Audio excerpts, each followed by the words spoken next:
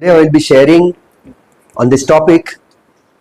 God calls Israel in Hosea chapter 11 verses 1, "My son, come out of Egypt."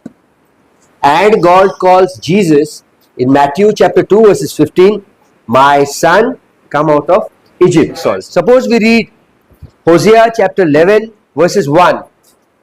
There it says, "When Israel was a child, then I loved him, and God called my son out of Egypt." And Matthew, we see, adapts the same words as Hosea says. God called Jesus out of Egypt in Matthew chapter 2 verses 15. And young Jesus was there in Egypt. This is, I have added the emphasis, until the death of Herod, that it might be fulfilled, which was spoken of the Lord by the prophet, saying, "Out of Egypt I called you." So दोन्ही जाग्याचेर, in both the places, in Hosea chapter 11 verses 1 and in Matthew chapter 2 verses 15, we see God calling in one place Israel, "My son, out of Egypt," and then Matthew chapter 2 verses 15 saying, "Jesus, my son, out of Egypt." Now, very often people misinterpret this scripture when they don't divide the word rightly. 2 Timothy chapter 2 verses 15 says, "Study to shew thyself approved unto God, a workman who needeth not to be ashamed, rightly dividing the word of truth." Now Herod, King Herod King Herod was a king who did not want anybody else to take his place. So when he came to know that there was a person born, Jesus, who was 2 years old, he passed an order saying all the babies born 2 years old should be killed. So that his main purpose was to kill Jesus, who was as much as 2 years old during that time when Herod passed this order. Then the angel of the Lord appeared to Joseph in a dream, and in Matthew chapter 2 verses 13, when the angel of the Lord appeared to Joseph in Matthew chapter 2 verse 13, in Matthew chapter 2 verses 13, he says, "God, having complete knowledge of the situation, instructed Joseph to take Mary and Jesus and flee to Egypt." Now we read in Matthew chapter 2 verses 15. This is Matthew chapter 2 verses 13, and I'm reading Matthew chapter 2 verses 15. He says, "And that is little Jesus was there in Egypt until the death of Herod, that it might be fulfilled, which was spoken of the Lord by the prophet, saying, Out of Egypt I have called my son." Okay, you can read brother Matthew chapter 2 verses 13 and Matthew chapter 2 verses 15. Brother, Matthew chapter 2 verses 13 and Matthew chapter 2 verses 15. उनके चले जाने के बाद प्रभु के एक दूत ने स्वप्न में यूसुफ को दिखाई देकर कहा, "उठ, उस बालक को और उसकी माता को लेकर मिस्र देश को भाग जा, और जब तक मैं तुझसे न कहूँ तब तक वही रहना." Now go verse 15 brother. आणि उल्ला बेल 15 त्याची उल्ला 13 क्योंकि हेरोदेस इस बालक को ढूंढने पर है कि उसे मरवा डाले। 15 और हेरोदेस के मरने तक वही रहा, इसलिए कि वह वचन जो प्रभु ने भविष्यवक्ता के द्वारा कहा था पूरा हो, मैंने अपने पुत्र को मिस्र से बुलाया। I have called my son out of Egypt. Now the same words were spoken by Hosea chapter 11 verses 1. Hosea अध्याय 11 वचन 1. Hosea 11 verses 1 says, "When Israel was a child, then I loved him, and I called my son out of Egypt." So you see Israel and Jesus, when Matthew is speaking in Matthew chapter 2 verses 13, he is similarizing both Israel and Jesus as son of God. Okay, now there are many Bible teachers and Bible preachers and pastors who take scripture out of its context and they make it very difficult for the congregation to understand. Basically, it's only when we rightly divide the word of truth that we can come to a conclusion knowing what the Bible is speaking and about whom, when was it spoken, why was it spoken. So in 2 Timothy chapter 2 verse 15, we see to rightly divide the word of truth. Okay, now if we open Exodus chapter 4 verses 22, we see Moses was instructed to tell Pharaoh just before Israel's deliverance from Egypt. जब Israel Egypt देश से बाहर निकल रहा था, तब मूसा ने pharaoh से कहा, Exodus chapter 4 verses 22, Moses tells Pharaoh, and thou shalt say unto Pharaoh, thus saith the Lord, Israel is my son, even my firstborn. Now this same scripture, Israel is my firstborn, Exodus chapter 4 verses 22 and Exodus chapter 4 verses 23 says, let Israel, my firstborn, go, otherwise I will strike your firstborn. So what do we see? We see that you and I are not the firstborn of God. In John chapter 3, when Nicodemus comes to Jesus, in John chapter 3 verses 5, 7 and 10, in brief I am saying, Nicodemus comes to Jesus and says, what do I need to do to be born again? So Jesus tells Nicodemus, I am telling thee, comma, why he needs to be born again. That thee, Thee is a singular pronoun, why he is a plural pronoun. That verse 10, he says, aren't you the master of Israel and don't you know these things? What was Jesus reminding Nicodemus? He was reminding Nicodemus that Israel in Exodus chapter 4 verses 22 and 23 were the firstborn of God. And because Israel started worshipping idols, Israel started going away from God, started getting married with pagan people. At that time, God put Israel away.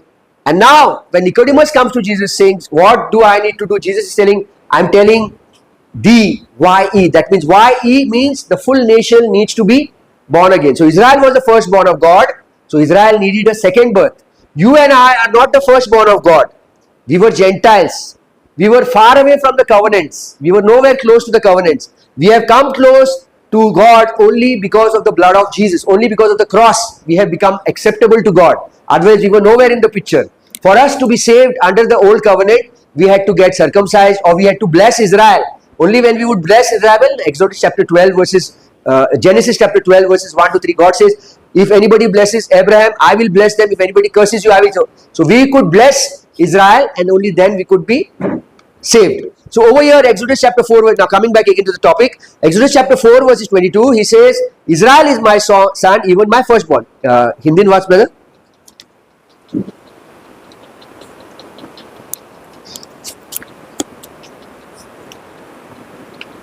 और तू फिरौन से कहना, यहोवा यो कहता है कि Israel मेरा पुत्र वरना मेरा जेठा है. Jeta matlab firstborn. Jeta means firstborn. Now who is the nation Israel? Nation Israel is the son of God. Okay? ये ठान लेना है हमें Exodus 4 verses 22 कि इज़राइल खुदा का जेठा वाला बेटा है. Firstborn of God. Now we see God says to Jesus in Matthew chapter 3 verses 17. The moment Jesus Christ goes into the water, he gets baptized and he comes out of water, a voice is heard. He says, this is my beloved son in whom I am well pleased. Matthew chapter 3 verse 17, God says, Jesus is my beloved son in whom I am well pleased. And in Exodus chapter 4 verses 22, God says, Israel is my son, my firstborn. Now is not Jesus God's son? Yes. Very clearly Israel is God's son and Jesus also is God's son. Now if we knew everything, if we had stopped over here, we can very clearly see that there is a closeness between Israel and between Jesus Christ. Very close connection between Israel and between Jesus. But first and foremost, let us understand one thing. Why is this spoken in Hosea, in Exodus and in Matthew? Why is Exodus saying Israel is my firstborn, Hosea saying Israel is my son and come out of Egypt, Matthew is saying Jesus is my son and come out of Egypt? What is the reason? To begin with, let us ask some questions. The very first question, who is a son in the scripture? Not a son as we human beings live. पण देवाच्या उत्तराप्रमाणे खुदा के शब्द के अनुसार बेटा कौन है?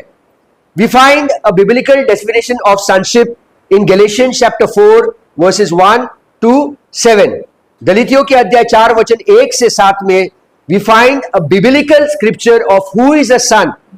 I will read it in English. Now I say that the heir as long as he is a child differeth nothing from a servant, though he be Lord of all, Verse 2, but is under tutors and governors until the time appointed of the Father.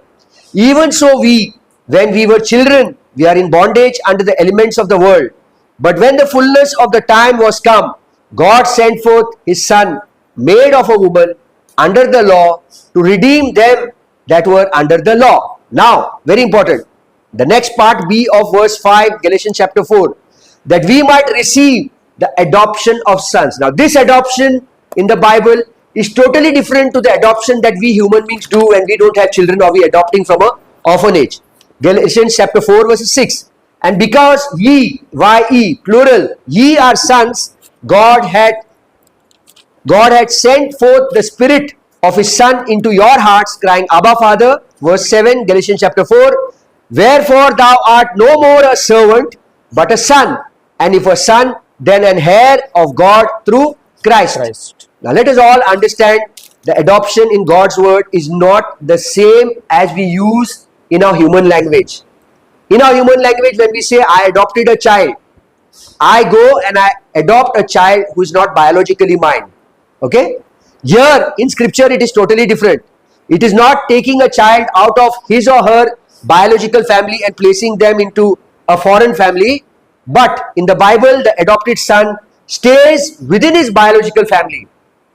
मतलब जिस माता पिता ने उनको जन्म दिया scripture के अनुसार, वो बेटा या बेटी उसी फैमिली में रहेगा, लेकिन उसको एक अच्छा पोजीशन मिलेगा. He will receive a prominent position in his family. The father has ensured that the son has been trained since he was a child, and after that period of instruction, the son can join the father in doing what the father enjoys. Very important. In the Bible, the adoption as sons and daughters is not the same as we adopt in our earthly life. In our earthly life, we adopt a boy or a girl, a child from another biological family into this foreign family. But here in the Bible, the son or the daughter remains as a biological child. But now, when the child is matured enough, the child can take over whatever the father does, and the father commands the child and the child obeys, and then the father enjoys in what the child is doing. It is like running a family business. The father is running a family business, then afterwards the son, he takes over.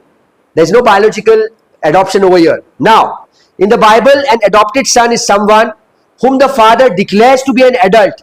That is, the adopted son is a mature individual capable of making wise decisions about matters related to the father's interest. In the father, if the father is unavailable, the father can trust the son, and the son can make decisions on his own, okay, instead of the father. Now we as members of the body of Christ, we are not servants doing the father's will because we are obligated to it. मैं वापस हिंदी में बोल रहा हूं, हम अभी प्रभु यीशु के शरीर के भाग है, हम उसके सर्वेंट नहीं है, उसके क्या कहते हैं, नौकर नहीं है.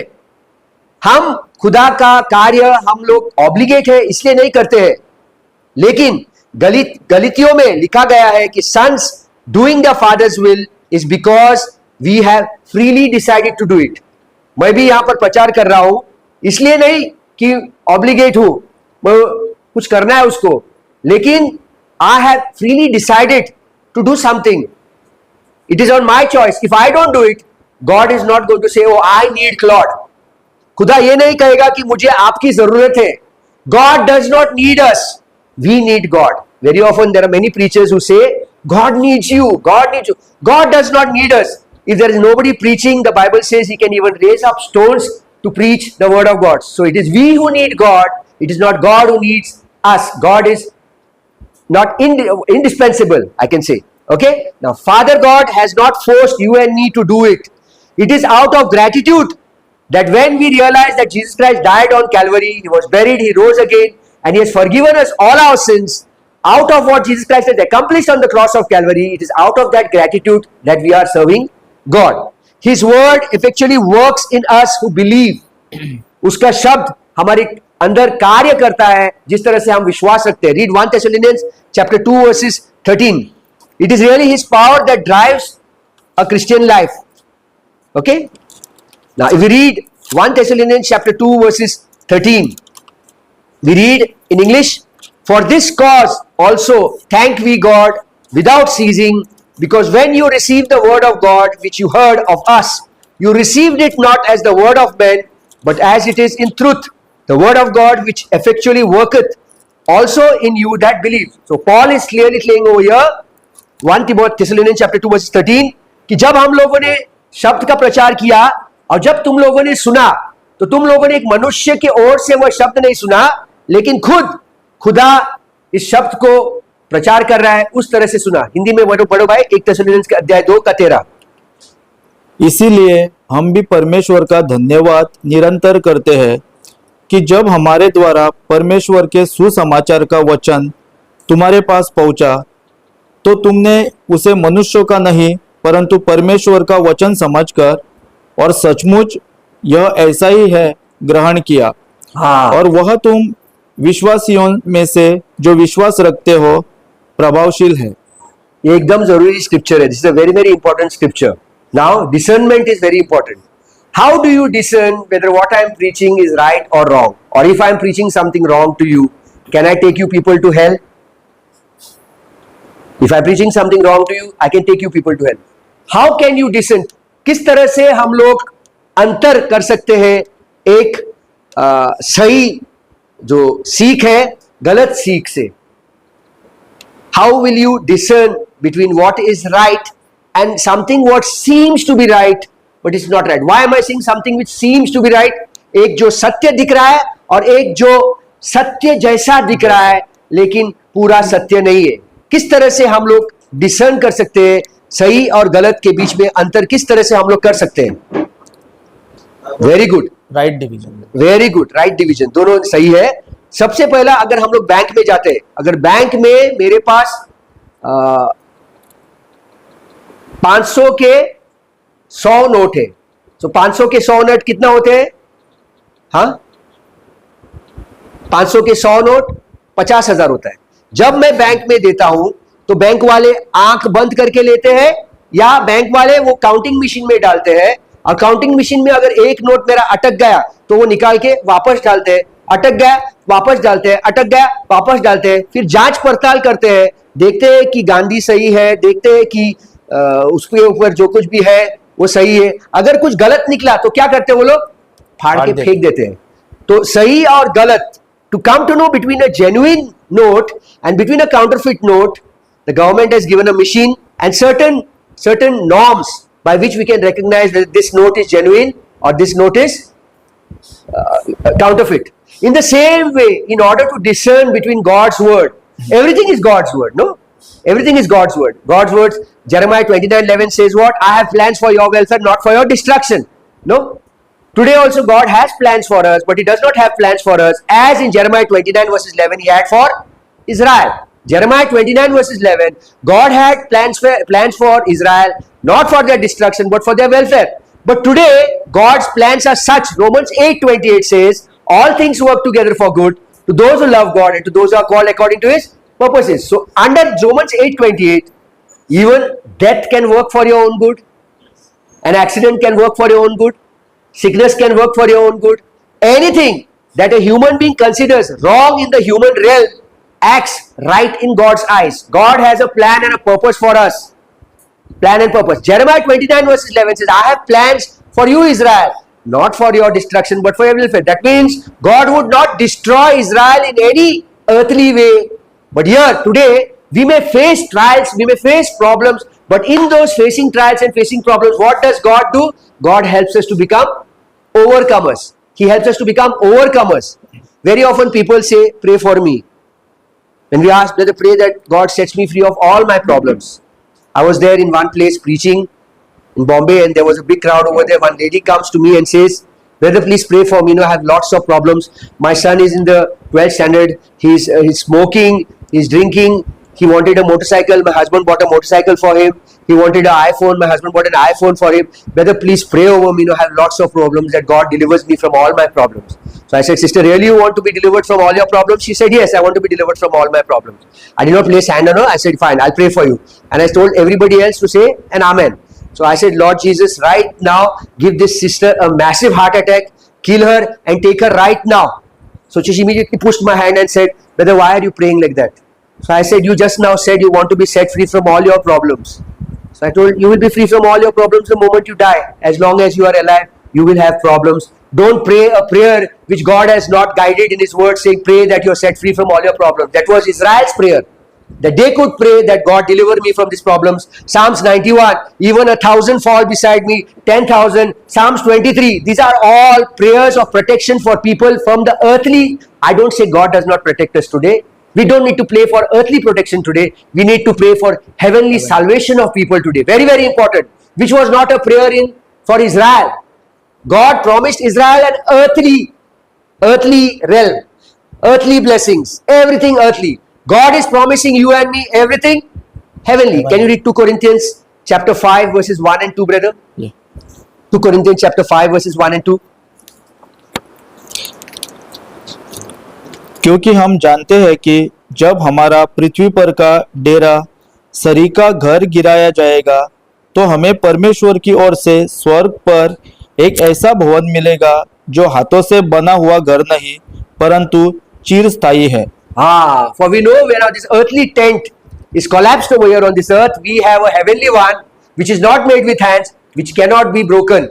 Okay, Paul is saying. Again, Paul is saying in one more place, for this momentary trials and afflictions which we see are but for a moment, which will pass away, but the heavenly blessings are for ever. So everywhere we, the body of Christ, are promised with heavenly blessings, heavenly blessings, heavenly blessings. We may go through trials, we may go through problems, we may go through worse things of problems. But the moment you understand who God is and how God operates in your life, Romans 8:28, for all things work together for good to those who love God and to those who are called according to His purposes. Okay, now let us come back again over here. As per Abrahamic covenant, God wanted Israel to be a channel of salvation and a blessing to the Gentiles. So if we all were there during the time of Abraham, how could we be saved?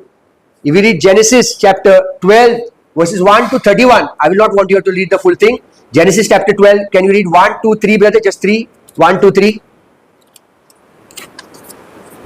Now the Lord said to Abram, A-B-R-A-M, not Abraham, Abram, get thee out of thy country and from thy kindred and from thy father's house into a land that I will shew thee, and I will make thee a great nation, and I will bless thee and make thee name great, and thou shalt be a blessing. And I will bless them that bless thee, and curse him that curseth thee, and in thee shall all the families of the heaven be blessed. Correct me. And all the families on the earth shall be Blessed. Why did God say not heaven? Because here no heavenly blessings were promised. Okay. Now, Only as we see in the case of sonship, again we come over there. As we see in the case of sonship, Israel should have learned to trust God's word and depend on God's works. Yet, once God delivered them from Egypt, they fumbled. Israel had to depend upon God's works, not upon their works. But the moment Israel came out of Egypt, they fumbled and they started sinning. Now, when we see Hosea chapter 11 verses 1 to 4, Hosea chapter 11 verses 1 to 4. When Israel was a child, then I loved him and called my son out of Egypt. Hosea chapter 11 verses 2. As they called them, so they went from them. They sacrificed unto Baalim and burnt incense to graven images. See what they did? God said in Exodus chapter 20, don't worship idols. Here they went, they sacrificed to Baalim, a pagan god, and burnt sacrifices to graven images. Verses 3, Hosea chapter 11 verses 3. I thought Ephraim also to go. Ephraim was one of the tribe. Son of whom was Ephraim? Ephraim was whose son?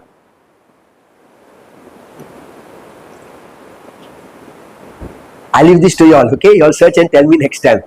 Ephraim and Manasseh.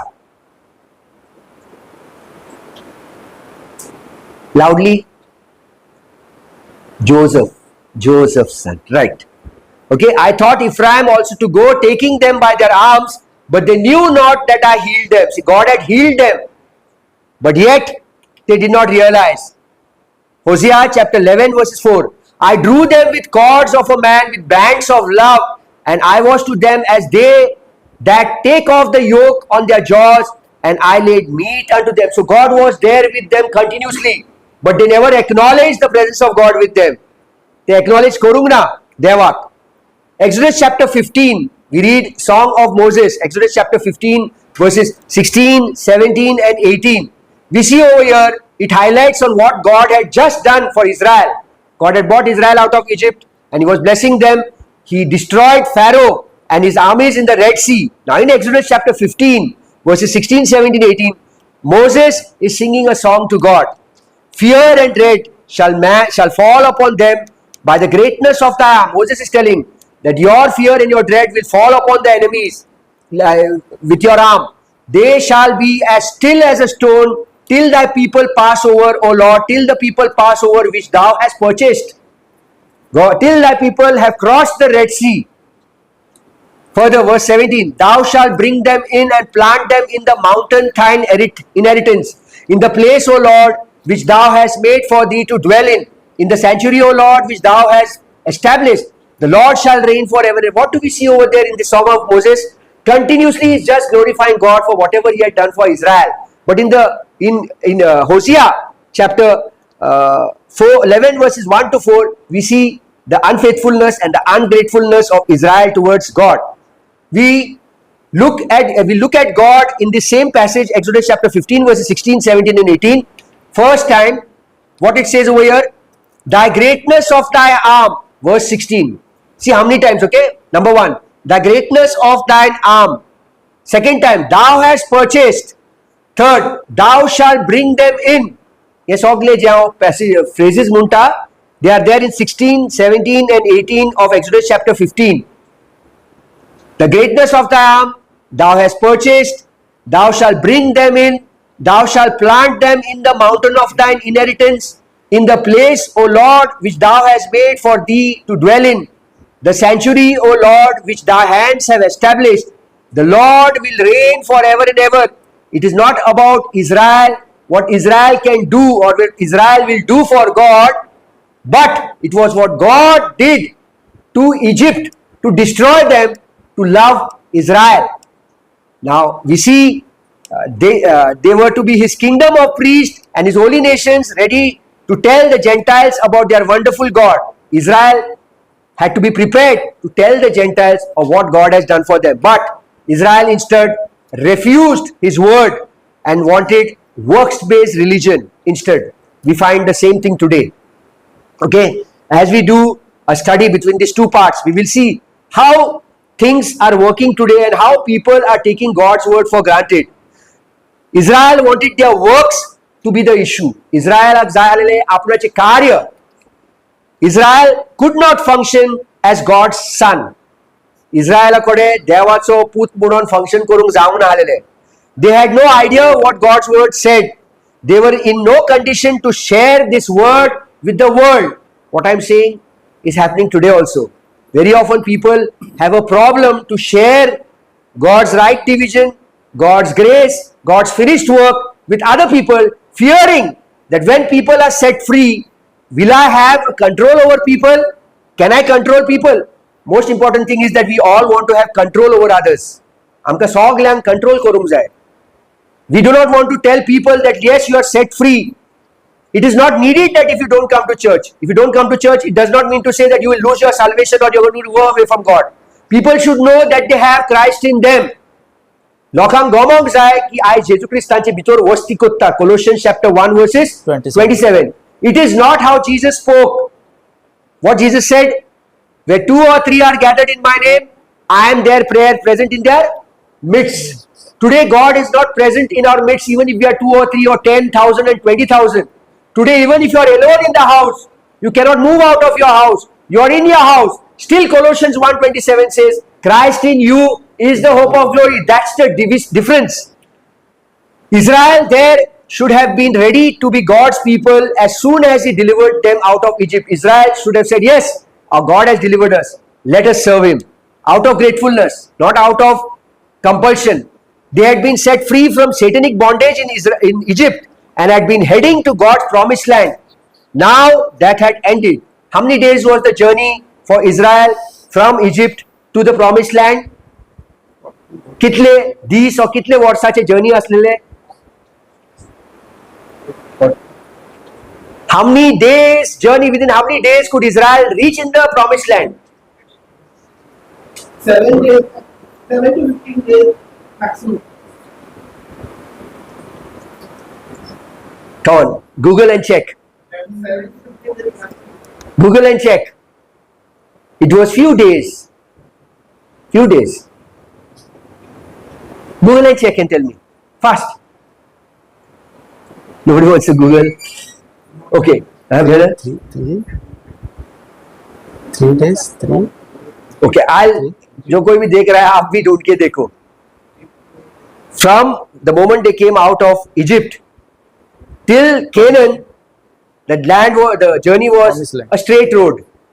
But because they murmured and they grumbled, what happened? They kept on moving round and round and round and round and round, and what? One generation. That is 40 years it took for them to reach in the promised land. You all search how many days, okay? Homework. 2 minutes you can search. They had been set free from satanic bondage and now they were heading to promised land. Now they fell under God's curse. They fell under not man's curse, they fell under God's curse because they were under the law. Anybody under the law, if they disobey the law, God's curse affects them. Because they were putting their works first and are still awaiting His blessings because of His grace. Israel is still waiting for this, like this. Now let us go forward 1500 years ahead and let us see after Israel came out of Egypt, this is 1500 from there till the time Jesus was born and Jesus was taken out of Egypt. Jesus fled to Egypt, the same land which Israel was in bondage many centuries, almost 1500 years after Israel had come out of Egypt. After 1500 years, in Matthew chapter 2 verses 13 to 18, Jesus fled to Egypt, the same place from where Israel had come out. Okay. However, by this time in Matthew chapter 2 verses 19 to 23, Herod is dead and Jesus can safely return to the land of Israel. Herod Patsha Melolo and Jesus Christ Sarko Yong Zatale. We read verse 21. We read over here, and he rose. That is Joseph rose. Matthew chapter 2 verses 21. And Joseph rose and took the young child and his mother and came into the land of Israel. Okay. Further, once Joseph enters into the promised land, Jesus is delighted to do the Father's will. What Israel failed, listen to me very carefully, what Israel failed to do when God brought them out of Egypt, now Jesus went on to do the Father's will. What Israel failed to do, that Jesus is doing. Israel in Hosea was known as what? God's son come out of Egypt. Here also, Jesus is known as God's son. Jesus was faithful to God the Father, and by doing so, He forced Israel to learn the lesson that God has been trying to teach them for centuries. It's 1,300 years, 500 years, God was trying to teach Israel that you are doing something wrong, you are doing something wrong. But when Jesus came into the picture, now He came in front of people and He is trying to teach Israel. They could never make themselves, Jesus wanted to tell them that you can never make yourselves people of God. Jesus would make them His people. Only He that had the power of sonship. Jesus only had the power of sonship. Now we find in the book of Hebrews, the writer is not Paul, the writer is a Jew. Right? Name of the writer is not known. Hebrews quoting Psalms chapter 40 verses 6 to 8. आम्ही हिंदीन पासून वाचूया, okay? Psalms chapter 40 verses 6 to 8. He says over here, verses 6, sacrifice and offering thou didst not desire, mine ears hast thou opened, burnt offering and sin offering hast thou not required. God did not need burnt offering and sin offering. Today very often people offer burnt offerings, they offer candles. God does not need those things. Verse 7, then said I, lo, I come in the volume of the book, it is written of me. Which is the volume of the book? Psalms chapter 40 verses 7 says, here I come in the volume of the book. What is the volume of the book? What is the book? It's the Bible. Volume of the book, that means Jesus is personified right from Genesis to Revelation in the Bible.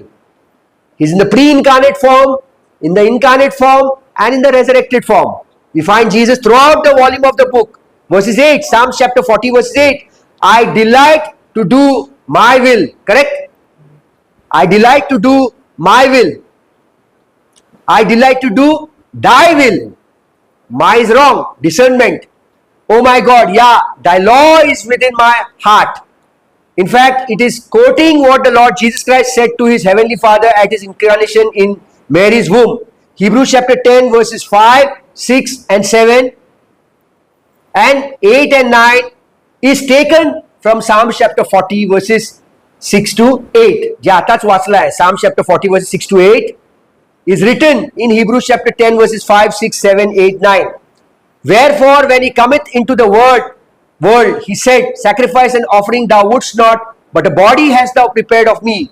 Verses 6, in burnt offering. See, you can compare Psalm chapter 40 verses 6 to 8 and Hebrews chapter 10 verses 5, 6, 7, 8, 9. It speaks the same words, whatever the psalmist writes in Psalms 40 verses 6 to 8. Verses 6, in burnt offering and sacrifices, for sin thou hast no pleasure. Verse 7, then said, lo, I come, in the volume of the book it is written of me. Where is it written?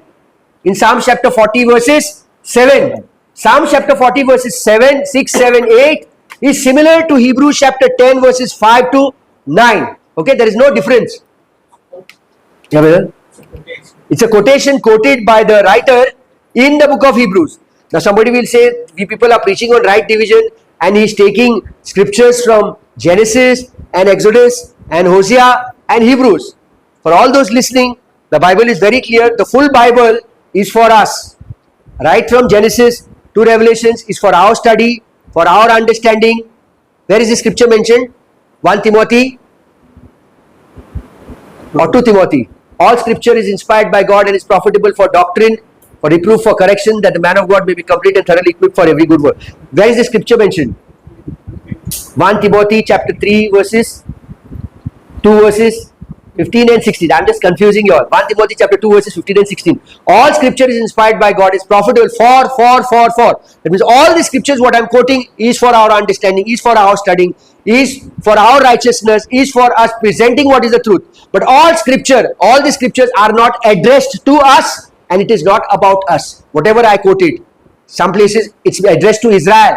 It is spoken about Israel. It is not spoken about the body of Christ. But in comparison to that, how are we behaving like that? Exactly same how those people behaved. Those people also went away from God. We are also going away from God, but in a different way today. Okay, further on, not only did Jesus say that he came to do God's will, if we look at the original quote in Psalms 40 verses 8, it says over there, I delight to do thy will, O God, my God, yeah, thy will which is within my heart. O Lord, Jesus took great delight in doing God's will, the Heavenly Father's will, because his Father's word had filled his heart. Jesus never did the Father's will out of compulsion. He did out of delight. He did it out of delight. So even today, if we are serving the Lord, if we are preaching the word of God, our main purpose is we do it out of delight. We don't do it because God is forcing us to do. We don't do it because God needs us. Again I repeat, God does not need you and me. देव आप तुझे आणि माझं गरज ना. खुदा को आपकी जरूरत नहीं है, हमको खुदा की जरूरत है. We need God. I heard many preachers very often say, hey, God needs you, huh? God needs you. Come on, rise up. God needs you. God does not need us. In no way does God need us. God does not need us. It is we who need God. Okay, it is God who has created us. We have not created God. We see this in John chapter 2 verses 17. He took great delight in doing the Father's will. If we read John chapter 2, can someone read John chapter 2, 17, brother?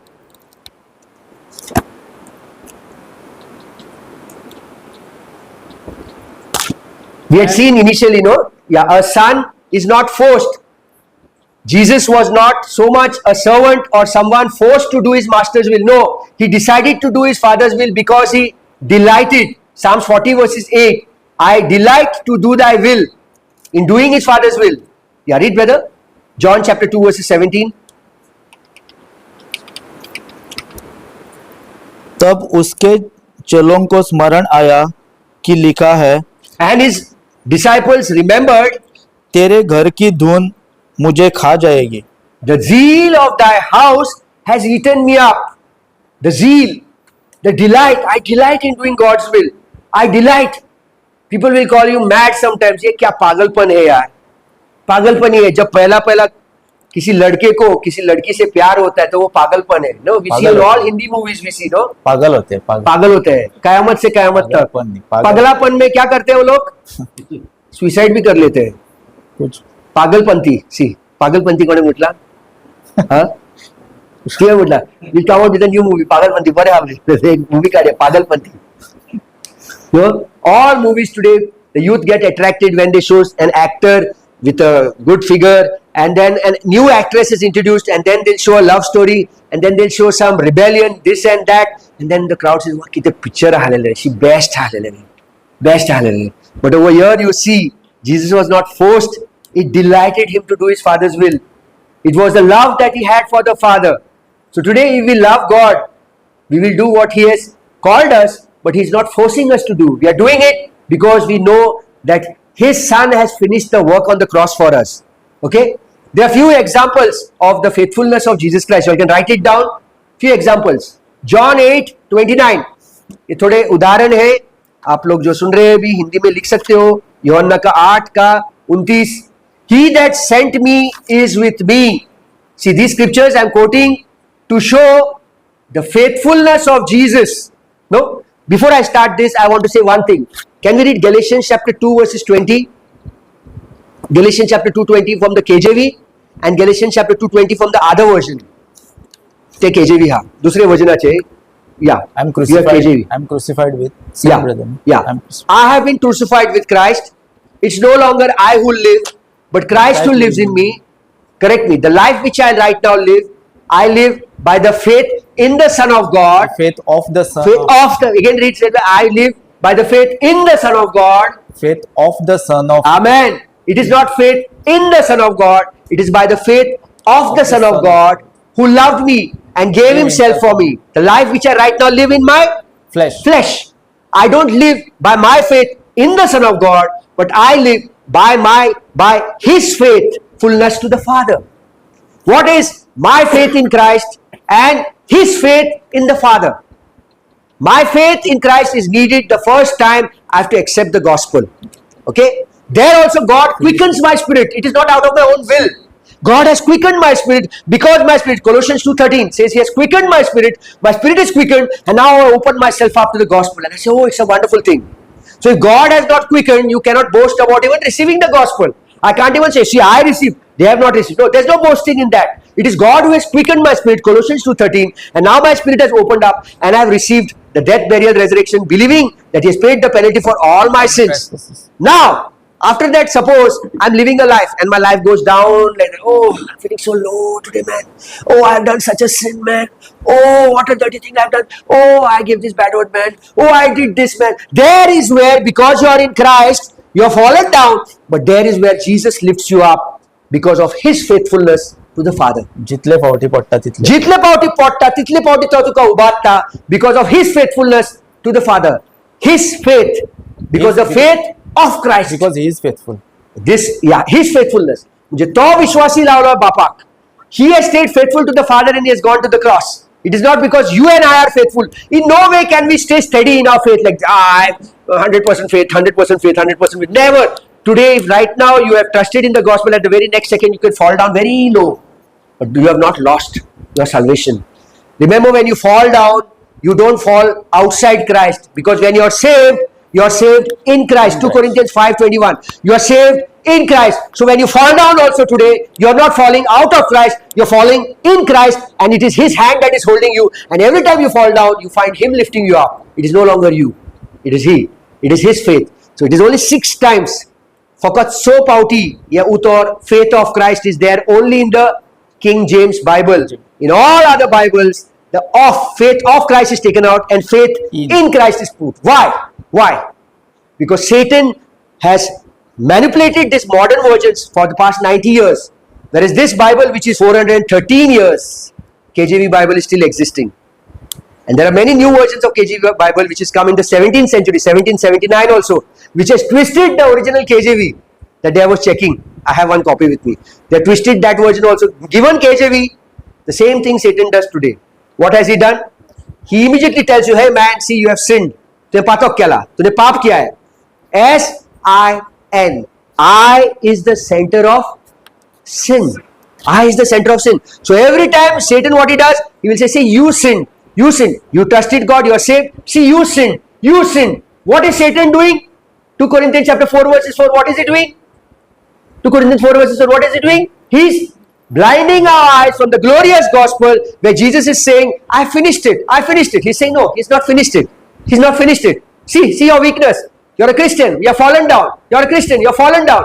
And every time these verses are taken out, and the verses which are spoken to Israel is spoken by a church leader to his congregation to bring guilt and to bring condemnation upon themselves. In no way can you be any more guilty. Because Romans 8 verses 1 says, for those, therefore, now there is no condemnation for those who are In Christ. in Christ. When you are in Christ, there is no condemnation. God is not looking at your sin. God is looking at His Son, and you are becoming acceptable because you are in His Son. Let us go further. Okay, the number of scriptures which speaks about faithfulness of Jesus to the Father. John 8:29. And He that sent me is with me. The Father has not left me alone, for I do always those things that please Him. John chapter 5 verse 17.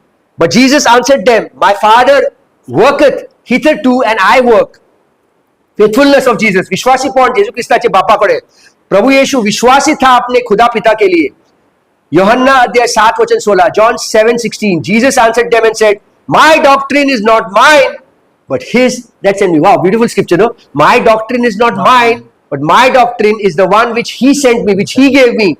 That means when Jesus spoke to Paul, it was not Paul's doctrine, but it was Jesus' doctrine which he received from the Father. So 1 Corinthians 14 verses 37, it says, you may be a spiritual, you may be a prophet, but know ye one thing, that all things that I write to you are commandments of the Lord Jesus Christ. Which Jesus? Resurrected Lord Jesus one. Christ. Okay? And again here, John chapter 12 verses 49 to 50.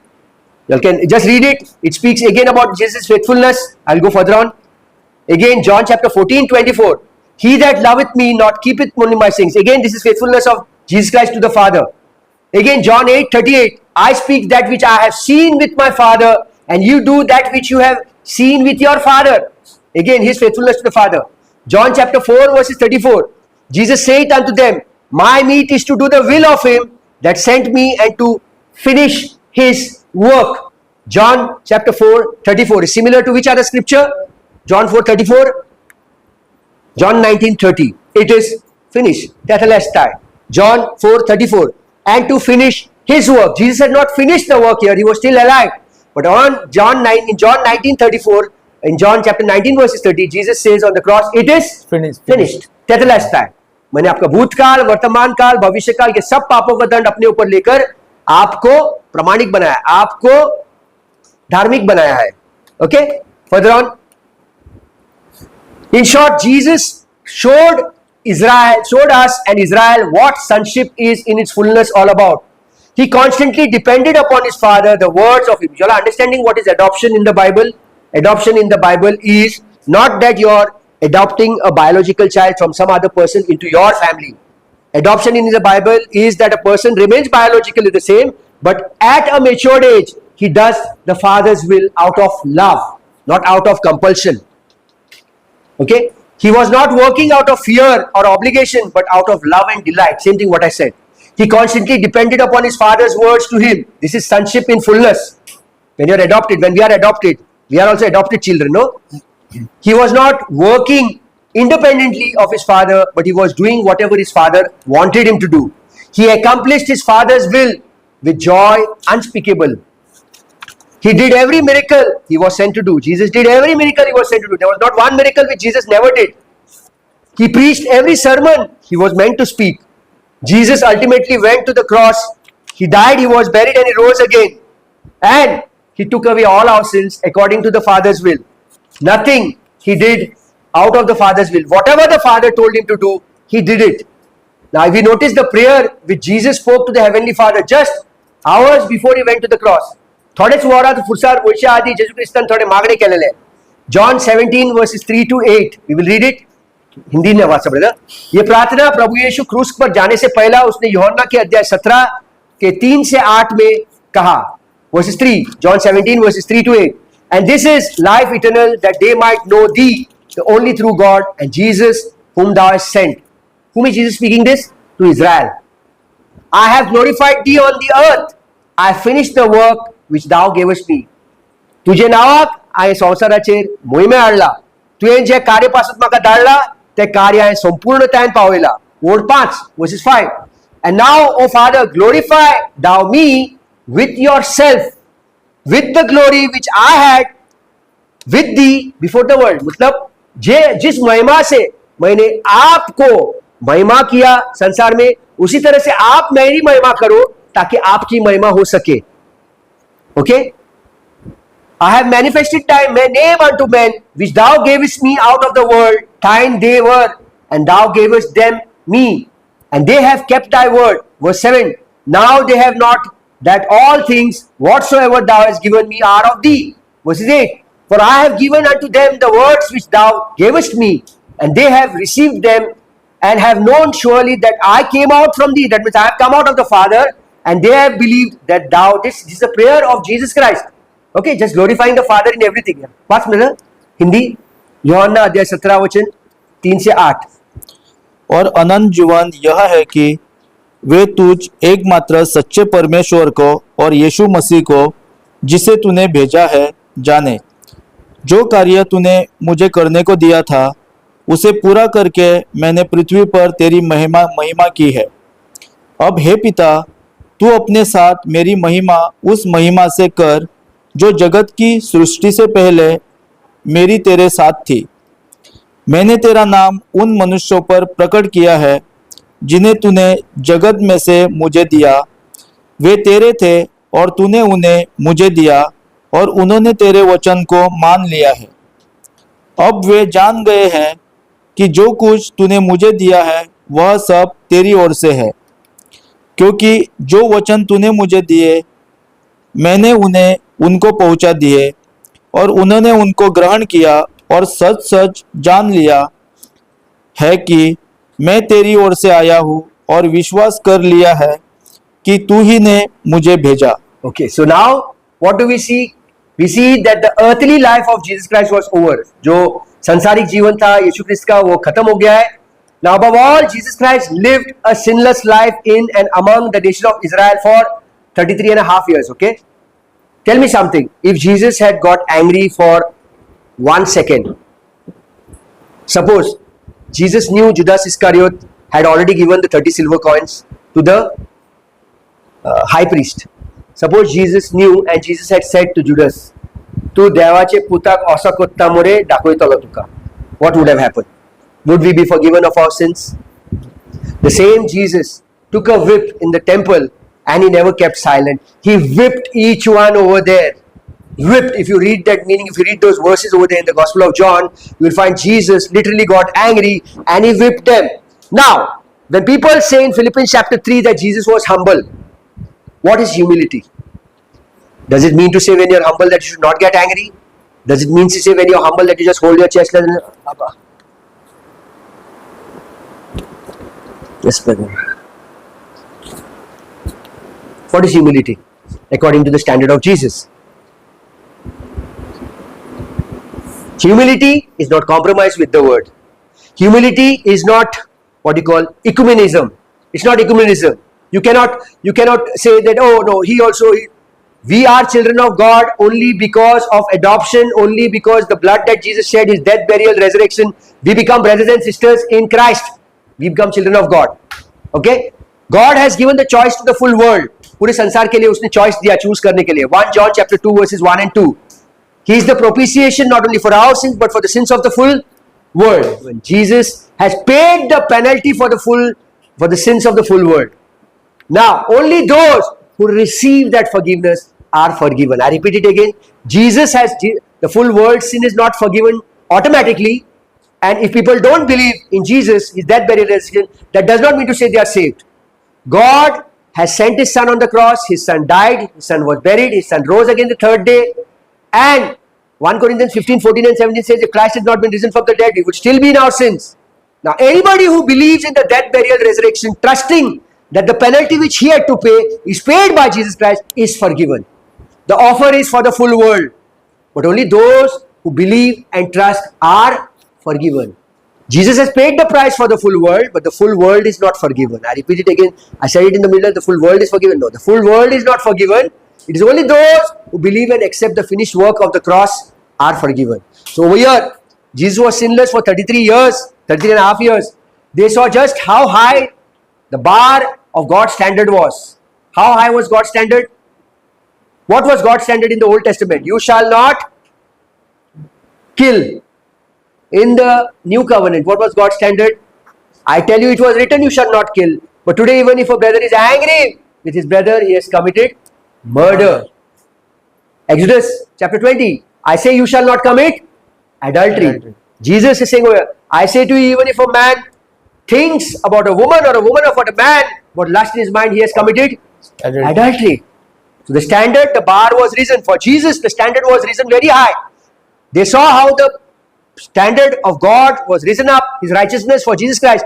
His life was a constant reminder that they could never strive enough in religion. Israel could never strive enough in religion and make themselves holy. Neither can you and I today make ourselves holy. They could never glorify His Father as He had done. None of the Israelites could glorify the Heavenly Father as Jesus had glorified. He had shown them that He was the way to the Father. The only way that could ever be God's people was to trust Him to do the work for them. Now, what happens today? आज क्या होता है? Today, just as in the book of Hosea, chapter 11, verses 1, it says, God calls Israel His son out of Egypt. In the book of Matthew, chapter 2, verses 15, God calls Jesus my son out of Egypt. Today, is God calling you and me out of an Egypt? What is the Egypt for us today? You may be sitting in a church. The doctrine is polluted. Is God calling you out of Egypt? Physically, you may be still sitting over there. But is He calling you over here out of Egypt? You do not know the next second. I do not know whether I'll see tomorrow's morning. Maybe right now as I'm sitting over there to eat food only, I can get a heart attack and die. Am I really 100% assured that if I die right now, I will go to heaven? The only truth on this earth is, no matter how much money you will have, and Brother Avita was talking the other day, no matter how much money you have, Avita was telling me about one young girl, no, brother? How old she was? 22. She had gone for some party with her friends. 22-year-old girl. How many days? 8 days back. And they were returning home late, driving. They were going for the party and breeze was blowing, I think so. From Margao to Arpora they were going. This girl was sitting on the back seat and she fell asleep over there. And they drove, so they saw that she's sleeping. When they caught hold of her, shaking, she was dead already in the car. 22-year-old girl. आमी नॉकॉट फाल्याचे दीस पळयतले ना राती कडेच heart attack येऊन मरोंक शकता. Am I sure I'm going to heaven? मैं आप लोगों से भी पूछ रहा हूँ जो देख रहे हैं यहाँ पर, क्या आपको 100% आपको मालूम है स्वर्ग में जा रहे हैं? अगर आपको मालूम है आप स्वर्ग में जा रहे हो तो वो क्या कारण है जो आपको स्वर्ग में लेके जाएगा? What is the reason that I will go to heaven? If ever I have to go to heaven, what is the reason? Shalini, yes, tell me. Yeah, I'll speak about that. I'll speak about that, okay? Whipping of Jesus in John's Gospel. Whipped in the temple, yeah. Yeah, no, I explain you what is humility. I said, no. Is humility whipping? If we had seen Jesus over there, would we call him humble? And then I quoted Philippians chapter 3. It says Jesus is humble.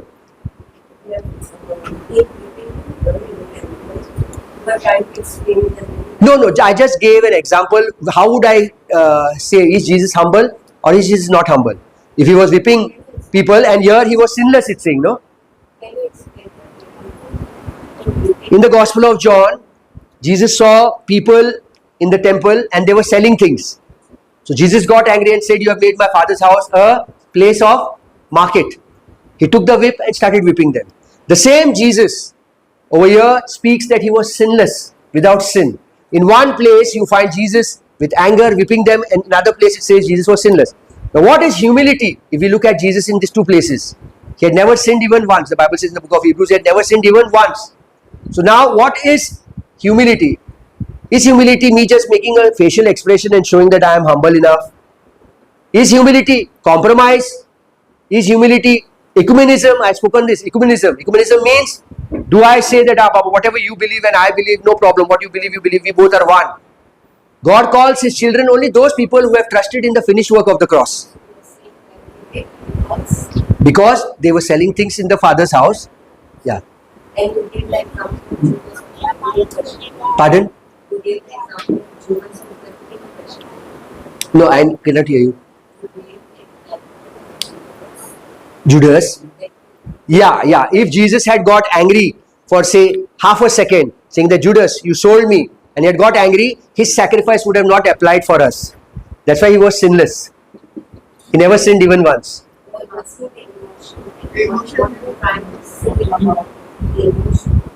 No, there's two kinds of emotion. One is self-ego emotion of anger. The other one is righteous anger. What Christ gets. What I spoke first was righteous anger.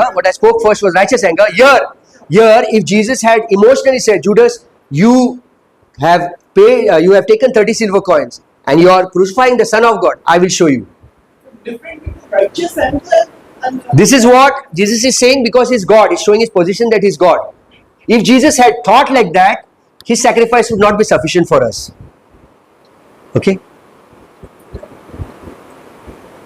So, today, God wants us to see how faithful we are to His word. To His word. Because 1 Timothy chapter 4 verse 16 very clearly says, be very careful what you teach and what you preach. For what you teach and what you preach will save you and save those who hear you. So, today doctrine is how important? You want to ask something, brother? How important is doctrine today? Doctrine ache importance kide ha? Is doctrine really at the highest important? It's very, very important today. Why? Because a wrong doctrine can take people to hell. And we see in Acts 17 verses 11, the people from Berea were very careful. When Paul was preaching, they went home daily, they opened up scriptures to see if this is so. Okay? So, there is an Egypt which we also are living today, but this is an Egypt totally different. Where you will find people manipulating God's word.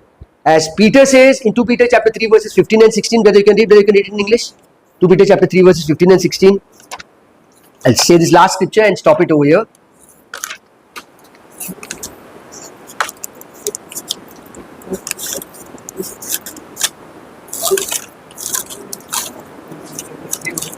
Yeah. 2 Peter chapter 3 verses 15 and 16.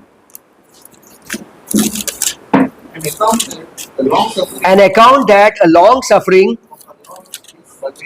of our Lord is salvation, 15, 16. according to the wisdom given unto him, has written unto you,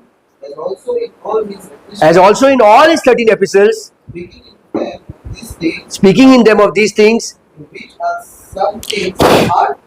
which are some things hard to understand, which they that are unlearned, unstable, rest as they do the rest of the scriptures, own destruction. Yeah, brother, Hindi में last.